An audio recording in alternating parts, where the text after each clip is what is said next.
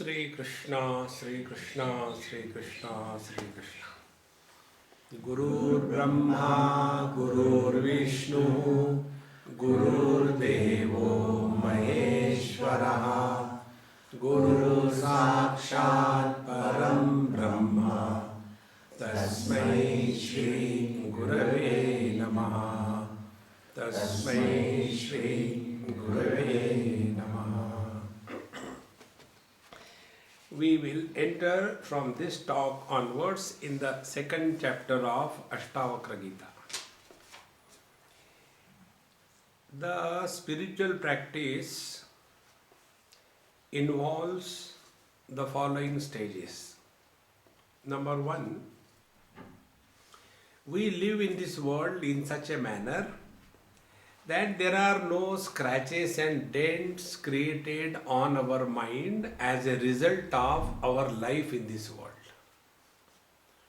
Meaning, there are no regrets, there is no arrogance, there is no guilt, there is no achievement. Mind remains absolutely free. This is the first stage of spiritual life. And this stage is called as living the life with duty-oriented philosophy. All of us are talking about our rights. Is it not? This is our right, government should provide us. See? You know, when that Katrina happened in New Orleans in US, that time I was there. Same time, in India, in Bombay also, there was a deluge. And in that deluge, the whole Bombay was under water. Up to the first floor, there was water. During that period only, my thousands of books and cassettes and CDs were completely destroyed. So, within 4 days, Bombay came to normal life. When the whole city was under waters, electricity, water supply, food, everything came to normal in 4 days. New Orleans also the same thing happened. It took more than 1 year and yet it is not normal. So a person asked me in US, how come? See, in India, how can Bombay come normal within 4 days? And we in America, why we are not able to do this? I said, because you have rights and we have duties. This is the basic difference. You talk about it is the right of the citizens that government should do something. We have the other way around. We know government doesn't do anything for us. Therefore, we have to fend ourselves and we do it. See, the day we talk about rights in our life, we are irresponsible for our own self. Therefore, the first step is duty-oriented lifestyle. Karmanye vadhikaraste ma phaleshu kadachana ma karma phala heturhuhu mate sangaha astu akarmani. We have the right to fulfill our duties. And when we fulfill our duties, there is no expectation. If the duties are fulfilled with expectation, it is a bondage. When duties are fulfilled without expectation, it is a freedom. How do we get out of this? Ma karma phala heturhuhu, the third principle. Do not have the arrogance of doership in your life. That doesn't mean we should become useless and live in this world without producing wealth. No. Mate sangha astu akarmani. Never retire in life. Produce wealth. It is one of the most important spiritual practice. See, friends. This is the first step. Then the second step is to fulfill our duties towards the people around us. we are required to be disciplined. A person who is not disciplined cannot achieve anything in life. That discipline is introduced through the path of yoga. Disciplining the conduct with the society, yama sadhana. Disciplining our conduct with ourselves, niyam sadhana. Remaining steady in life, asana sadhana. When activities are done, the balance is maintained, mental balance is maintained. This is pranayam sadhana. Pratyahar, effortlessly we are able to withdraw from the world with a click of a mouse. Dharana, the mind is no more running from place to place. Dhyana, the mind can be fixed to any one object without any difficulty. Samadhi, fixing the mind in one place on one object for a longer period of time is samadhi. So we become disciplined. And when we do this karma or yoga, one problem crops up. And the problem is our I becomes very strong. Those who are engaged in karma and those who are engaged in yoga, their I is very strong. And those whose I is very strong, they are intolerant. They want the whole world to behave as they want, as if the world is a furniture and they are the one to decide about others. And as a result, they are most miserable in life. So, we develop lot of siddhis and use them for blessing somebody and cursing somebody. And keep ourselves entangled in this world. To get out of this catch of I, ego, which is developed because of karma and the yoga, the third spiritual practice is the path of devotion. Patanjali says that samadhi is possible. He gives dozens of paths and ultimately he says, Ishvara pranidhanadva. By divine grace, everything can happen. What is that everything that should happen? Our I must get dissolved. So when we are leading a life of karma and yoga, our I becomes very strong. This I has to be dissolved, and it is for this purpose the path of yoga, the path of devotion is spoken of. So when we are walking the path of devotion, we go beyond the law of karma. We go beyond the discipline of yoga because we are not there. O Lord, thy will be done. For the devotee, he is not caught in the law of karma. Like when the Queen moves on the roads of UK, the traffic rules are not applicable. She is beyond. In the same manner, the devotee does not fall in the purview of law of karma. You know, it is something like this. Once in Bombay, somewhere, or Delhi, my friend who was driving, she crossed the red light. The police stopped. And the police said, 200 rupees without receipt, 500 rupees with receipt. What do you opt for? See, there is a clarity of vision. So I looked at him. He said, "Oh, Mr. Babaji, I am not going to charge you because these rules are meant for those who drive the car." That was a big instruction for me in my life.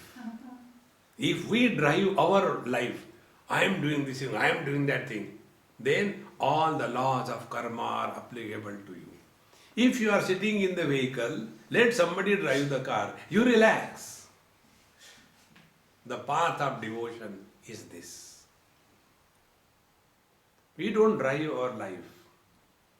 O Lord, thy will be done. And when such a person lives in this world, he is relaxed. A devotee can never be tense. You know how it is?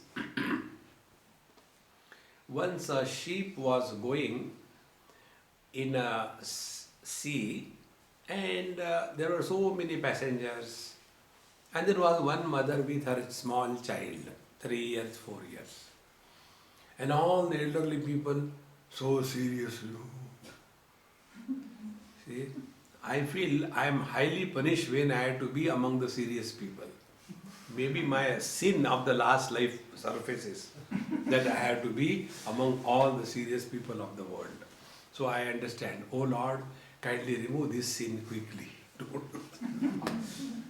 So that child so happily running on the deck here and there, and all the elderly fellows sitting, standing. He was thinking, why these people don't enjoy such a lovely place? We can play, we can dance, we can run. Nothing happening. Then the sea became rough. So the boat started, ship started, moving. When it started moving, all the people naturally started falling here, falling there. Then the child thought, oh, they have understood what I wanted, They are also enjoying with me. And he was also enjoying. Hey, great, great. Come on, let us do something, play, run. Then one man asked him, don't you know what is happening? The ship is in a rough sea. Anything may happen, the ship may sink, who knows? Therefore we are all afraid. He said, really? He ran to his mother and sat in her lap with the thumb in the mouth. So ask, are you not afraid? Why should I be afraid? I am in the lap of my mom. Nothing touches me now. That is devotion. A devotee can never be tense. A devotee, the one who doesn't fall in the purview of law of karma. See, friends, life becomes extremely simple. See, in the 9th chapter of Gita, Bhagavan says, Ananya Shintayanto Mam Ye Jana Paryupasate Tesham Nityabhiyuktanam Yogakshemam Vahamyam. I take care of my devotees. Whatever are their needs, they are provided. And whatever is required to be protected, it is protected. The devotee is fully convinced of this. Relax, relax, relax. Thus, the poison of ego gets diluted by the path of devotion. Net result is the mind is undisturbed, but not sleepy, not depressed, not dejected. Depression does not fall anywhere on the spiritual path. Depression is a disease. It is not a spiritual practice. And when the mind has thus become pure, then pure mind is that which is naturally inclined to study scriptures. And when we take to study the scriptures, then the inner discipline begins. The inner discipline is Shravan, Manan, Nididhyasanam. Shravan is listening to the scriptures like what we are doing. Mananam is reflecting on what we have studied. I do not know. This is removed by listening to the scriptures. I know now. But I have doubts. So the doubts are removed by reflecting on what we have heard. See, there is a story which comes. There was a great Mahatma Gokarna, and he read Bhagavat for his departed brother who became a ghost because he was terribly bad person. He has done all kinds of sins. Therefore he became ghost. Ghost is that life where there is no body. Therefore they can take any shape. So he came before Gokarna and said, please relieve me from this torturing experience of the ghost. So he reads Bhagavad Katha. That time, this ghost occupies a space in a bamboo. And in that bamboo there are 7 knots. So the Pret or the ghost goes in the lowest empty space and sits there. And the Bhagavad Katha is going on. The story of the Lord is going on. With each day, Katha is over, that knot breaks. Then the ghost migrates from the lower empty space to the next one. Second day, the Katha, the story is over, the second knot breaks and the ghost migrates up. In this manner, on the 7th day, the last knot opens and the bamboo becomes in 2 pieces, and from that a divine person comes out and tells to his brother, thank you brother, because of listening to the divine glory, I am liberated from this torturous existence of a ghost. When this happens, the divine aircraft, helicopter comes and takes this devotee to the Vaikuntha. When this is happening, other devotees were sitting there because they also heard. So the speaker, Gokarna Maharaj, he objects to the Lord. O Lord, why this biasness? Only this person you are taking to the divine abode. All other people also heard. Why not them?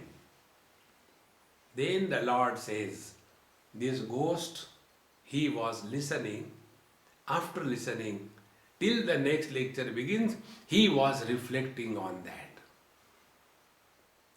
Other people, they were not listening properly, and after the lecture is over, they used to go and sleep and indulge and gossip and eat and do nothing. Therefore, Shravana, listening, if it is followed by reflection, mananam, then alone all the doubts from our knowledge are erased. Knowledge with doubts is called as incomplete knowledge. Knowledge without doubts is called as wisdom. So, after the mind has become pure through karma, yoga and devotion, now that mind kindles the inquiry. Who am I? What is this world? Who is God? What is the spiritual practice? All these things are given in the scriptures. So when we study the scriptures, what exactly happens is, we get a different perspective of life. See? Ishavasya Upanishad says, Ishavasya vidam sarvam yat kincha jagatyam jagat tena tyaktena bhunjita magrudakasya siddhanam kurvanne veha karamani jiji visheshatagam sama. 4 principles are told. First, the vision is given. Ishavastamidam sarvam yat kincha jagatyam jagat. This whole world is permeated by the divine principle. Yat kincha, whatever insignificant it may be, everything is permeated by the divine. This is the vision. So when you look at the world as the abode of divinity, we can never be indulgent. See, Bhagavan Shankaracharya gives a very strong example. He says, whatever lusty a man may be, full of lust, when he comes in front of his own mother, that lust disappears. Exactly when we look upon this world as a divine abode, we can never be indulgent in this world. But we will start serving this world, like we serve our mother. So unless this vision changes, the quality of our life will never change. It is for this purpose in Vedanta Shastra, Shravan, listening, is the most important spiritual practice. See, friends, I move so many places. Anywhere, from nowhere, somebody comes. Swamiji, namaste, how are you? Everything is okay. And then I don't know who are they. Then they say, Swamiji, we are listening you on the YouTube. We don't know how to thank you. There are so many talks there. And that has become a daily ritual for me to begin my day. I get up in the morning at about 5 o'clock, finish morning ABCD, immediately hook on to the YouTube and listen the complete talk. And this has changed my complete perspective of life. Shravana will change our vision. And when the vision changes, our interaction with the world will also change. When our interaction with the world changes, the quality of our experiences will also change. And when the quality of our experiences change, the quality of our life changes. Such a person can never have depression, dejection, frustration, I think I want to commit suicide. No. Change the vision. See? So Shravan, listening, then Manan, when we listen, there will be many doubts coming in the mind. How this is possible, how it is possible, but it is very difficult. It is very difficult is not the doubt. It is laziness. See? So when the doubts come, instead of asking somebody, work on your doubt. Bhagavan Ramana Maharshi is to tell, you expose yourself with the doubt in utter silence. Not the external silence. External silence is a cartoon silence. Inner silence. Take the doubt, sit before the Lord, place that doubt before the Lord. Oh Lord, this is the doubt, please help. And get out. Whatever will be the first response of your mind, that is the right solution for you. See? So all the doubts will slowly get dissolved. And when the knowledge has become now doubt-free, however, experience has not changed. Logically we agree I am not the body. Logically we agree I am not the soul. Logically we agree we are not inside the body is in us. Is okay, but the experience is not like that. Then what is to be done? The third state is Nididhyasan. Nididhyasan is spiritual practice is 24/7. It is not for 10 minutes, half an hour. Every moment of our life, how we live. Are we living in awareness, or we are leading a mechanical life of a military discipline? See, when we start living in awareness, external peace or external disturbances, they become equal. They can't disturb us. See? If we are disturbed, we are not committed to the truth. There was one girl, she was going to see her boyfriend. So when she went to the garden where her boyfriend was waiting, there was one mullah at the 12 o'clock time. He spread his towel and he was going to start his prayers. That time this girl comes, walks over the towel and went ahead. And after 2 hours she comes back. Naturally the mullah is very angry.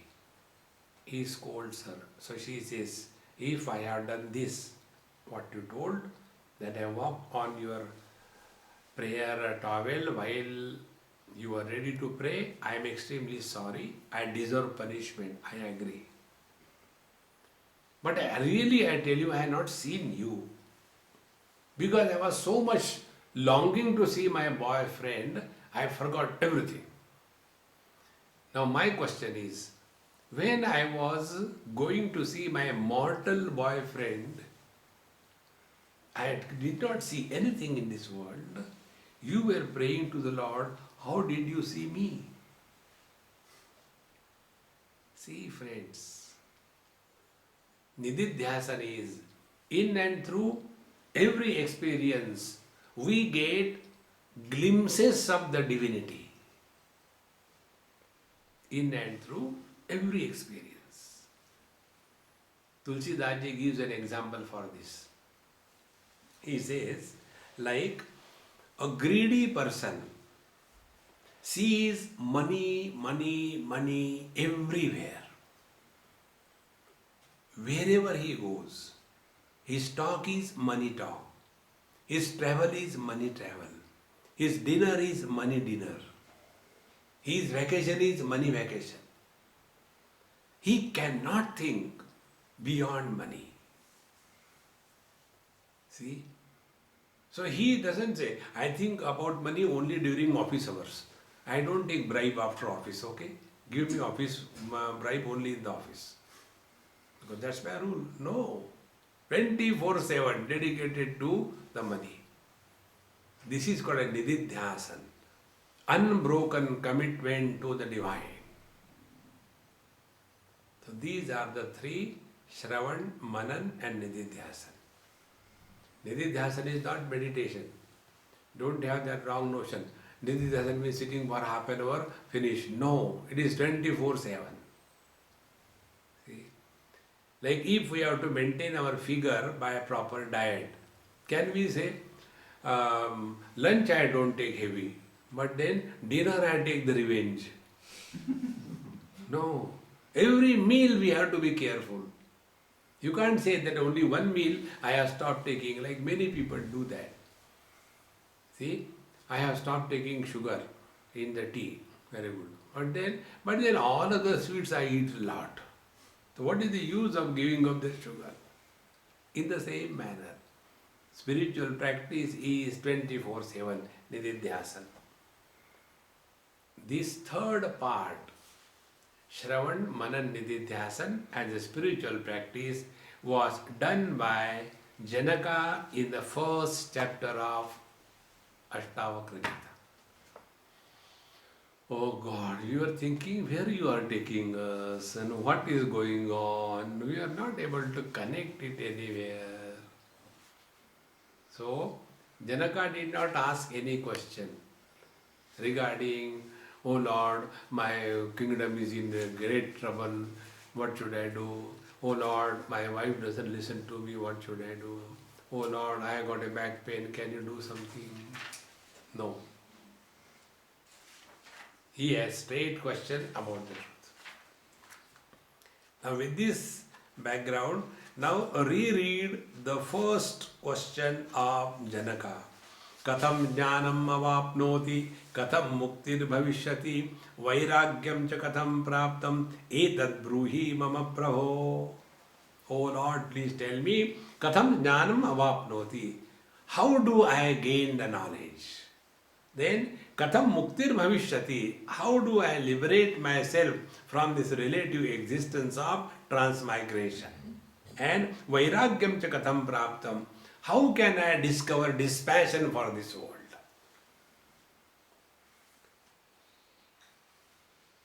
We can discover dispassion for the world only if we come to recognize that the world is a poison. Vishayan vishavatyaja. If we have got a positive understanding about this world, that it is a very good thing, we should do this thing, then we can never have dispassion. And as a result of these questions, the teacher Ashtavakra told in so many verses to Janak Maharaj, in 20 verses. And after having heard this, now it is the turn of Janaka. He must have been intoxicated, because real Shravan is that while listening only the knowledge takes place. It is not afterwards. Because we all live only in the present. Number one. Number two, we have no choice to live in the past or in the future. Number three, all the activities happen only in the present. Number four, the listening of Shastra also happens only in the present. And therefore, the knowledge can take place only in the present, not later. See? And therefore, Vedanta is very clear. You know the truth now and here. If not, if you imagine the truth is known then and there, it is an illusion of truth. It has to be now and here. Then alone one is abiding in the self. See, friends, presence is, when presence falls, it is called as present. Present is a tense. When there is a present tense, the past and the future are born. And our whole life is carrying the burden of the past, worrying about the non-existing problems of the future. And this is our life is. So when we block the past by remaining as nobody, when we block the future, not to worry about what will happen next, then we start remaining in the present. The longer the period we stay in the present, the possibility that the present will be converted into presence. This presence we are. Presence can never be recognized in the future. See, so when Ashtavakra told to the king Janaka, as a result of this listening, Janaka roars back his experience. The first verse of the second chapter, Aho niranjana shanto bodhoham prakrute paraha etavantamaham kalam mohe naiva vidambitaha. Oh God, I am that reality. What a joy it must be. Why imagine it is? Aho means the wonder of all wonders. Shantaha bodhaha aham. What you spoke about, that experience is me. Now I have no doubt about it. the experience which does not involve the medium of means of knowledge, namely sense organs, mind and intellect, that experience is our essential nature. When we gain knowledge or experience through the sense organs, it is the experience of colors and forms. It is the experience of good food. We are not talking about experience of. If the experience is gathered through the mind, it is the experience of joy, experience of sorrows. We are not talking about the experience of. If we gather the knowledge through the intellect, it will be the experience of a concept. The truth is not a concept. Therefore, bodhoham, I am the experience. See? This word experience is called as Anubhava. Bhava, to be. Anu, continuous. Continuous presence. Bodhoham. Now find out, do we have any moment in our life to experience that we are absent? Waking may be present or absent. Dream may be present or absent. Because waking, dream, deep sleep, samadhi, these experiences are gathered through the sense organs and the mind and the intellect. But our presence is not cognized by these four instruments of mind, intellect, chitta and ahankar. Therefore, this experience is continuous. Anubhava, unbroken presence. Bodhoham. And what is this Anubhava? Shantaha. So what is the meaning of Shanti here?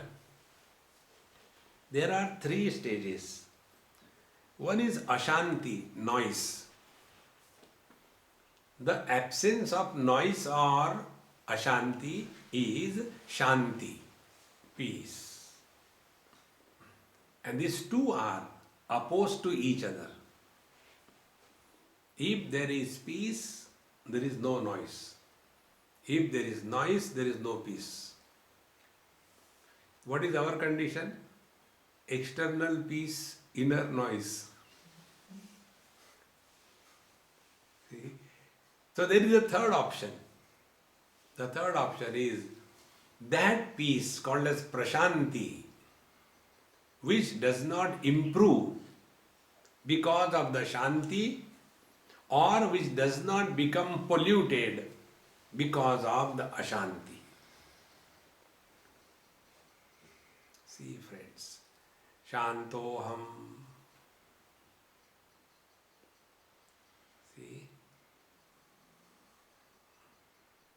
See how many wrong notions we are lost in our spiritual life. There is one student in India, one day he came to me and he said, Swamiji, please bless me. I want to go to Himalayas in a cave to do meditation. So I told him, before you go to Himalayas, do an experiment. I am staying in Lonavala. There are many good mountains around. And I said, there are many caves. So this particular temple you go, I know the priest there. And after the sunset, everybody comes down. And there are many caves. You can stay there in whichever cave you want. Do your meditation. So he went there. Till the sunset, people were there. The priest was there. After the sunset, everybody came down. Now there, he was all alone in the cave. Then as the darkness started spreading, there is no bathroom, there is no toilet, there is no door, there is no window, there is no security. We don't know who will come, who will not come. And plenty of mosquitoes to give you company. Within half an hour, he got disgusted and came down. And next day he said, Swamiji, it was so terrible. How can you stay and do meditation when there are mosquitoes and difficulties around? I said, yes, you cannot do. But then I want to do meditation in caves. I said, there is another solution I can give you. It will help you. What is that? While you go home, go via any computer shop where they do some printing. So you ask that person, print a board for you, cave, C-A-V-E. And when you go home, on your room, you fix the board, cave. Like here we have got Anahata. Outside this is the board Anahata. Like that, on your room, you fix the board, cave. And go away. And again come back. Read it, cave, and you enter the cave. And be comfortable. See, friends, this is not spiritual practice. Why we want to go to the caves? Not to have disturbances. Please remember basic principle. Disturbances are never outside. All the disturbances are only inside.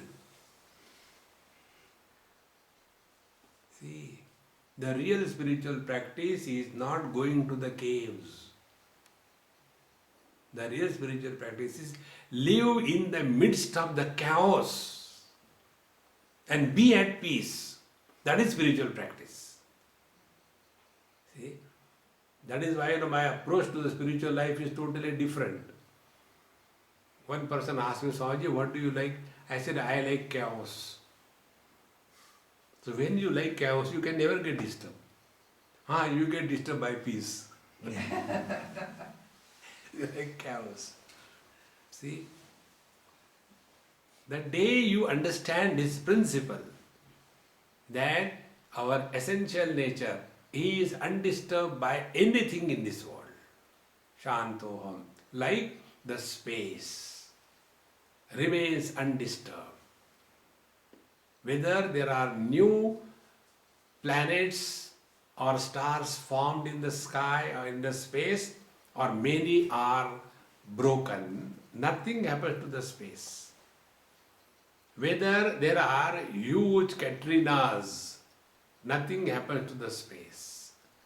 Whether there are many infernos all over, nothing happens to the space. Space is undisturbed. Keep space as the goal of your life.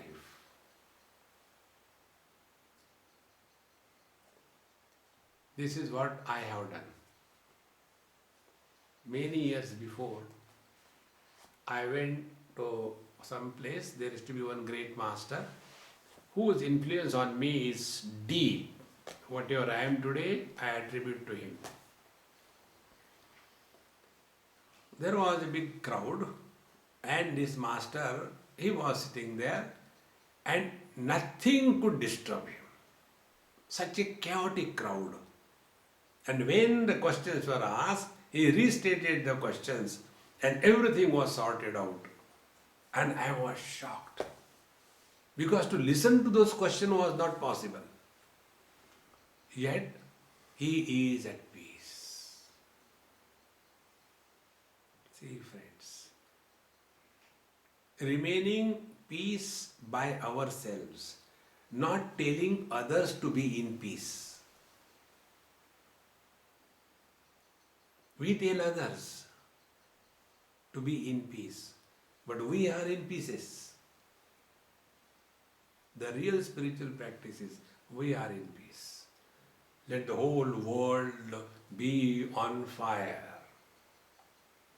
Don't compromise your peace of mind. See, what is great thing if I am happy as a husband because my wife is so good, like Gaurang? What is his contribution? Zero. If my wife is a Bhadrakali, Mahakali, Karali, Kapali, terrible monster, and yet I am happy, then there is my contribution. See, friends, one day I asked in a school, I was talking to the children, if any student wants to come first in the board examination, what is that he has to do? Tell one by one. So one student said, we should study hard. Very good. Next one, we should prepare properly. Very good. Third one, we should remember everything. Very good. And then I said, all of you, what you said is not wrong, but it is not right also. Why? You should know answers to all the questions. Isn't it? One of you said, yes. Your teacher knows all the questions to all the questions perfectly, right answers, isn't it? Yes. Will he come first in the examination? He cannot come. Then, what is the requirement? Requirement is you have to appear in the examination. Unless you appear in the examination, you cannot claim that I want to come in the first. Exactly the same way. Take every experience of life as spiritual examination. Every experience. Let it be good or bad. Bad experiences, when they are taken as spiritual examination, we work on ourselves. See, now the disturbance is troubling me. But who am I? Am I the mind who is getting disturbed? Or I am the light who is illuminating the disturbances in the mind? And is it compulsory for me that I should get identified with the disturbances? No, it is optional. Then I opt for not to get disturbed by any disturbance. This is spiritual practice. Every small little event of our life is a spiritual examination. Comforts. See?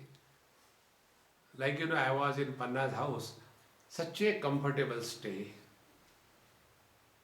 And if my mind starts throwing, I think instead of going here and there, I should stay here only. So nice, she cooks good food, house is very clean and neat, there are no small kids to disturb, I can go for long walks, beautiful, no botheration of paying the bills or the taxes. What a lovely place to stay. So, when the comforts are there, are we getting attached to the comfortable life? Observe. See, friends, one day I was coming from Australia to Bombay and Bombay to London. Midnight I reached Bombay from Australia, and next midnight was flight for London. So my friend told me, Swami, you just run. You don't have ashram, you don't have disciple, you don't have schools, colleges. So why are you running so much? I said, okay, I stopped going to London. From today onwards, I will stay in your house all my life. No, I don't mean that. Remember this principle.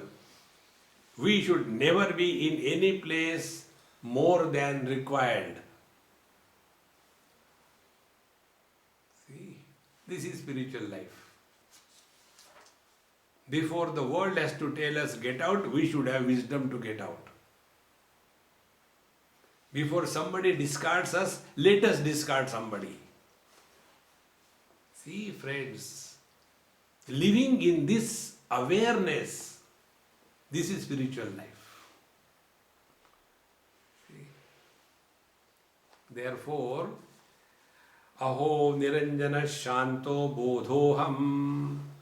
I am that peace, I am that experience. What is that? Prakrutehe paraha. And this experience is Prakrutehe Paraha, beyond the scope of the sense organs, organs of action, or the mind or the intellect. So, it is that experience where the experiencer is not born.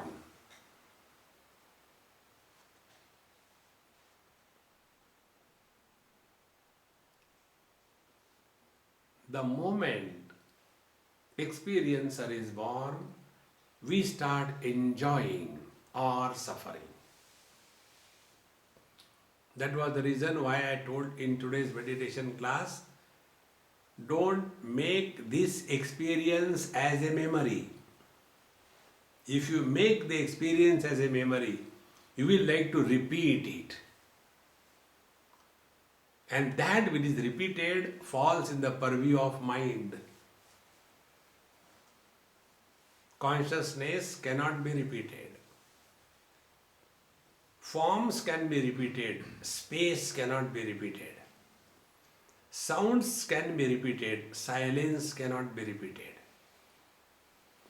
The waking, dream, deep sleep, samadhi can be repeated, but the one thread supporting all of them, it is unbroken, infinite, cannot be repeated.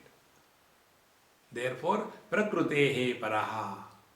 This experience does not fall in the purview of the sense organs, the mind, the intellect. See, that is the reason. In the first prayer before the Dakshinamurti Stotra begins, there is a shloka which tells Maunam Vyakhya Prakatita Para Brahma, that which is manifested in the eloquence of silence is the truth. See, one girl got one of my book and said, Swamiji, please write some message for me. I said, inside, is it a massage or what? Read that book. No, special message for me. So I wrote, if you can understand my silence, then you can understand my words. Swamiji, it is very difficult. I said, disappear now, enough. See, friends, the truth is revealed not in words, but when we transcend the word. I am not telling in the silence. When we transcend the words, means words are recognized by us in two ways: presence of words and absence of words. When we transcend the words, presence and absence of words is equal. See? Dukkheshu anudvignamana, sukheshu vigadaspruha. Miseries don't disturb, comforts don't make us slaves. Then only we have gone prakrute paraha. Then we have gone beyond the prakriti. It is not a pathetic existence of disgusted person, no. One day, two persons were discussing in front of Bhagwan Ramakrishna Paramahams. You must have heard the name. One person said, a saint is the one, when he goes for asking for bhiksha, food, if he gets the food, he eats it. If he doesn't get, he goes away. So when this was said, the great master laughed. So they asked, sir, why did you laugh? Did I say something wrong? No, what you said is right, but it is not the Mahatma saints. This is done by the dogs. If you give food to the dog, he will eat. If you don't give, he goes to other house. That is the dog's life, not the Mahatma, not the saint. Then who is a saint? If he gets food, he eats it. If he doesn't get, he chants the Lord's name. See the difference? Prakrute paraha. We get caught up by the presence and absence of things and beings. The one who goes beyond the Prakriti, for him, presence and absence of things is equal. See, this verse I told you from Bhagavad Gita chapter 6 is one of the many verses which I like very much. God realization, Bhagavan Krishna defines in these two ways.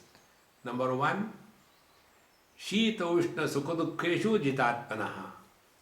The one whose equanimity remains unchallenged by all the good and bad things happen in his life. He is equanimous. And Manapamanayoho Prashantasya. He whose peace of mind is never disturbed because of respect or disrespect. He is abiding in God. See? Therefore, Aho Niranjana Shanto Bodhoham Prakrutehe Paraha.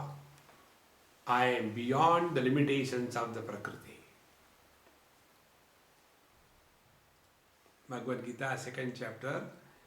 Vishaya vinivartante niraharasya dehinaha rasavarjam rasopyasya param drushtva nivartate. Niraharasya dehinaha vishaya vinivartante. When you are having a strict discipline, I am not going to eat this, I am not going to talk, I am not going to do this thing. Under the force of this obsession, you may keep away from the world, but rasavarjam, but importance and value for the worldly things and beings is still kept alive in the mind. See, friends, I'll tell you my experience. I had this, like every one of us, I had also many wrong notions. One of the wrong notion was, I can take simple food, I don't need anything. This is many years before. Those days I was taking only one meal a day, all funny things every fool does. So I was taking only one meal a day, no more taking food. 3 years I practiced and then analyzed my experiment, and I came to know in 3 years, other than food, I have thought of nothing. Because last 24 hours I have not taken food, therefore eat up to the nose. And then next 24 hours I am not going to eat food, therefore again eat. Like, we close our suitcase, sit on that and close, eat. And when you eat so much, do you think you can think about God? All the time only wasting, it's too much now. And then wait for the next dinner. No. So I went to one school in a remote area. And in that school, the children were given very simple food. Khichdi, hodgepodge for breakfast, lunch and dinner. No nothing. Only this thing. So I thought, what a great thing it is. I will also do it. They said, no, Swamiji, for you we are kept separately. No, when they can eat, I can also eat. In one day I got disgusted. Same thing, nothing else. So Vishaya vinivartante niraharasya dehina. We may keep away the world, but unless we have with discrimination recognize how false these worldly objects are, our attraction for the worldly things will never die. And that can die only param drushtva nivartate. When we abide in our essential self, then only these worldly temptations and ticklings cannot touch us. Om Purnamadaha Purnamidam Purnat Purnamudachyate Purnasya Purnamadaya Purnameva Vashishyate. Om Shanti Shanti Shanti. Hari Om. Shri Gurubhyo Namaha. Hari Om.